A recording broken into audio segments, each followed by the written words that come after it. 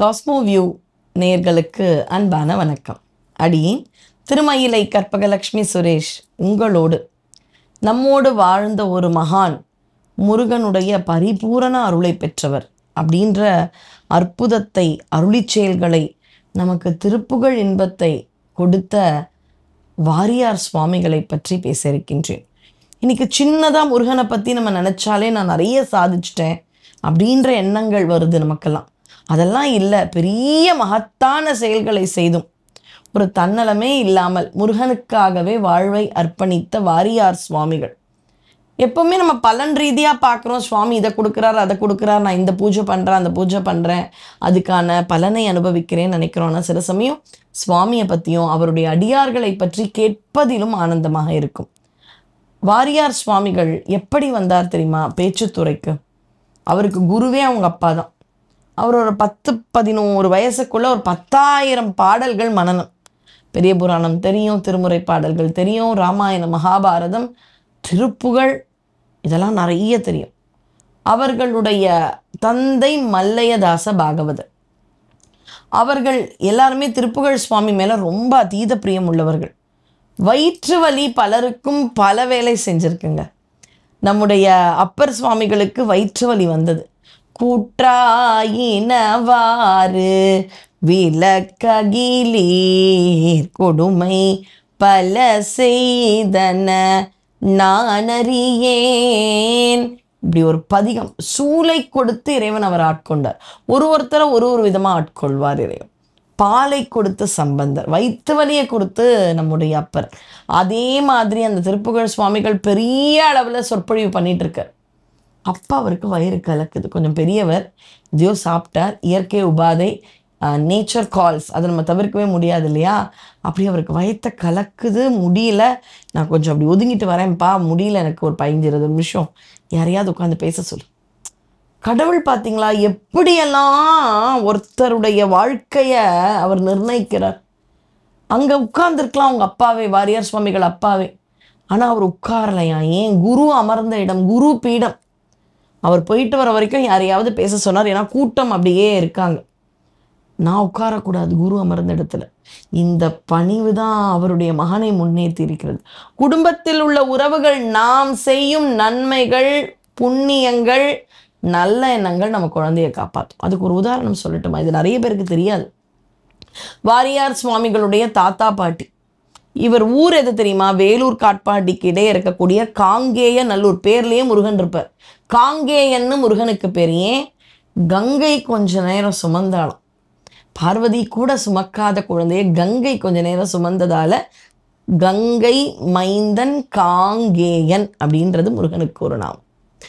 இந்த காங்கேய நல்லூர் அப்படின்றது தான் ஊர். அங்கேருந்து திருவண்ணாமலைக்கு ஆண்டுதோறும் வாரியார் சுவாமிகளுடைய தாத்தா பாட்டி நடந்து போவாங்களாம். அப்படி நடந்து போகும்பொழுது, இப்போ எப்படி கொரோனா பெருந்தொற்றெல்லாம் பார்த்தோம், இப்போ இருக்குது, வரும் வராது அப்படிலாம் பேசிகிட்டு இருக்கோம். ஒரு சமயத்தில், அந்த சமயத்தில் ரொம்பவே கொடுமையான காலரா அப்படின்ற வியாதி பரவுச்சான். இது உண்மையான ஒரு நிகழ்ச்சி. இவங்க 2 பேரும் வயசானவங்க நடந்து போகிறாங்க. நடந்து போகும்பொழுது அரசு முகாம்கள்லாம் வச்சுருக்காங்க. இன்றைக்கி இருக்கிற சோஷியல் மீடியா கிடையாது. திருவண்ணாமலை முகாம் விட்டு இருக்காங்க. ஏன்? பல இடத்துலேருந்து வர்றவங்கள தடுக்கணும். அப்போ நிறைய இடத்துலேருந்து வர்றது யார்? எங்கே? திருவண்ணாமலைக்கு. இப்போல்லாம் போகக்கூட முடியல அண்ணாமலையார் திருக்கோயிலுக்கு, அவ்வளவு பக்தர்கள் கூட்டம். ஆனால் அந்த காலத்தில் அவ்வளவு நிம்மதியாக சுவாமி பார்க்க முடியும். ஆனால் அப்போ தான் கூட்டம் நிறைந்த இடம்னு சொல்கிறாங்க. இந்த இடத்துக்கு அவங்க தாத்தா பாட்டி வராங்க. அப்போ முகாமில் சொல்லிட்டாங்க, யாரெல்லாம் வேலூர் காட்பாடி அங்கேருந்து வரீங்களோ உங்களுக்கெல்லாம் பர்மிஷன் கிடையாது. ஏன்? அங்கெல்லாம் நிறைய பெருந்தொற்று பரவி இருக்குது, அதனால் கொண்டு வந்து இங்கே பரப்பிடாதீங்க. அதனால் திருவண்ணாமலை என்ட்ரிக்கே கிடையாது. அரக்கோணம், காஞ்சிபுரம், இந்த இடத்துலேருந்து இருக்கிறவங்களாம் வரலாம், ஏன்னா அங்கே பெருந்தொற்று ரொம்ப பரவல்.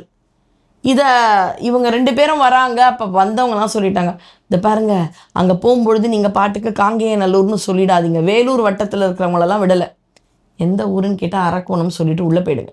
அரக்கோணம்னா விட்டுடுறாங்க, பாவம் எவ்வளோ தூரம் நடந்து வந்தீங்கல்ல, நீங்கள் வேலூரா விட மாட்டேன். அவங்க நினச்சிருந்தா அங்கே போய் நான் அரக்கோணத்துலேருந்து வந்திருக்கேன், செங்கல்பட்டுலேருந்து வந்திருக்கேன், காஞ்சிபுரத்துலேருந்து வந்திருக்கேன், சென்னையிலேருந்து வந்திருக்கேன் அப்படின்னு சொன்னால் உள்ளே போயிருக்கலாம், திருவண்ணாமலையாரை தரிசனம் பண்ணியிருக்கலாம். ஆனால் அவங்க 2 பேரும் போனாங்களாம் முகாமில், காங்கேயநல்லூர், வேலுப்பக்கம். ஐயா மன்னிச்சிடுங்க, அங்கெல்லாம் கொஞ்சம் பரவி இருக்குது, அதனால் உங்களை ஊருக்குள்ளே விட முடியாது, ஊருக்குள்ளே விட்டால் நிறைய பக்தர்கள் வர இடம் ஏன், அதனால் விட முடியாது அப்படிங்களா. திரும்பிட்டான். கூட இருக்கிறவங்கலாம் கேட்டாங்களாம், ஐயா தெளிவாக தானே சொன்னோம், அரக்கோணம் அந்த மாதிரி சொன்னால் விட்டுருவாங்களே. இன்றைக்கி தாங்க நமக்கு ஆதார் கார்டெலாம் இருக்குது, எந்த அட்ரஸ் எந்த லொக்கேஷன், அன்றைக்கி அதெல்லாம் கிடையாது. அப்போ வாரியார் சுவாமிகளுடைய தாத்தா சொன்ன பதில், இவங்களுக்கு தெரியாது நான் அரக்கோணம்னு சொன்னால் எங்கேருந்து உண்மையாக வரேன்னு, அண்ணாமலையாருக்கு தெரியும்ல நான் பொய் சொல்லிட்டு வரேன். பொய் சொல்லி அண்ணாமலையாரை பார்த்து தான் அருள் வாங்கணுமா?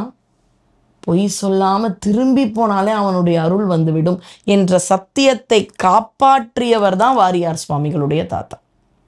அவங்க அப்பா பெரிய நிகழ்ச்சி உட்கார்ந்துட்டார் திருப்புகழ் சுவாமிகள், வயிறு ஏதோ கலக்குது, நான் போகிறேன், அந்த இடத்துல உட்கார்ல குரு பீடம். என்ன பண்ணலாம், ஒரு 15-20 நிமிஷம் மக்கள் கூட்டமாக இருக்காங்க. இப்போலாம் அடியெல்லாம் பல திருக்கோயில்களில் சொற்பொழிவு பண்ணுறோம், ரொம்ப சொற்பமான கூட்டம். அன்றைக்கி அந்தளவு சுவாமியை பற்றி கேட்குறதுக்கு மக்கள் ஆர்வம் காண்பித்தார்கள். அப்போ என்ன பண்ணலாம், அவங்க மகன்களில் இந்த கிருபானந்த வாரின்ற தன்னுடைய ஒரு மகன் ரொம்ப நல்லா பாடுவார், இனிப்போ குரு வர வரைக்கும் போய் பாடிண்டே பேசு. இப்படி தான் ஒரு நாள் அவங்க அண்ணாவுக்கு உடம்பு சுகம் இல்லைன்னு வள்ளல் சுவாமிகள் போய் பெரிய புராணம் பேசினார். எப்போ எந்த சமயம் இறைவனிடமிருந்து இந்த மாதிரி ஒரு தெய்வீக அழைப்பு வரும்னு சொல்ல முடியாது. அப்பா சொல்கிறாருன்னு வேறு வழியில் குரு இடத்துல உட்காரணுமா, ஆனால் அப்பா சொல்லிட்டார், குருவும் கொஞ்சம் நேரம் யாராவது பேச சொன்னாருன்றதுக்காக கிருபானந்த வாரி அப்படியே பயபக்தியாக அந்த இடத்துல உட்காந்து அன்னைக்கு பேச ஆரம்பித்தார். குரு வந்துட்டார், கொஞ்ச நேரம் எங்கேயோ ஒதுங்கினார், கொல்லையில் ஒதுங்கிட்டு வந்தவர் கொஞ்ச நேரம் கேட்டாராம். அவருக்கு குழந்தை கிடையாது. அப்போ அவர் சொன்னாராம், எனக்கான வாரிசு வந்துட்டான். உண்மையான வாரிசு அடியார்களுக்கு என்ன தெரியுமா, அந்த சுவாமியினுடைய புகழை தொண்டை பரப்புறது. எனக்கானவன் வந்துட்டான், இவன் முருகன் புகழை கண்டிப்பாக தொடருவான், அவர் சொன்ன வாக்கு. இப்படி குருவின் அருள், தாத்தா பாட்டியினுடைய சத்தியம், அப்பாவினுடைய ஒரு வைராகியம், இப்படி வந்தவர் தான் இந்த வாரியார் சுவாமிகள். 64வது நாயன்மார்னு சொன்னா ஒத்துப்போம். அவர் இறைவனுடைய அருளால வயலூர் கோயில் நிர்வாகி கனவுல போய் கிருப்பானந்த வாரின்னு நேத்தி ஒருத்தர் வந்தார், 50 பைசா கட்டினாரு முருகனுக்கு வெள்ளி கவச்சம் சாத்த. அந்த 50 பைசா உனக்கு போதுமா, அவர்கிட்டலாம் வாங்கி நீ அதை வச்சு கும்பாபிஷேகம் பண்ணிடுவியா? இப்படி ஒரு முருகன் கனவுல வர. அடுத்த நாள் போறார், லெட்ஜரில் பார்க்குறார், யாருப்பா யாரோ வந்து நேற்று வெள்ளி கவச்சம் காய்ச்சி நம்ம வயலூர் முருகனுக்கு கொடுத்தாங்களா? ஆமாம். எந்த இடம் இதுவா? சிந்தாதிரிப்பேட்டையிலேருந்து ஒருத்தர் வந்தார். ஐயோ அவர் அட்ரஸை கொடுப்பா, வாங்கிட்டு போகிறார். நீங்கள் பெரிய சொற்பொழிவாளர், உங்ககிட்ட காசு வாங்கி வெள்ளி கவச்சம் சாத்தினதுக்கு முருகன் என்கிட்ட கேட்குறாரு, கும்பாபிஷேகம் பண்ணிடுவியா, அந்த காசு போதுமானு முருகன் பரிகாசம் பண்ணுறார். நீங்கள் சொற்பொழிவு பண்ணி கண்டிப்பாக கும்பாபிஷேகம் பண்ணணும். அப்பா ஏதோ வந்த வயலூருக்கு, ஏன்னா வயலூரில் அருணகிரியாருக்குடைய திருப்புகழுக்கு திருப்புகழ்னு பேர் வச்சு தரார் பிள்ளையார்.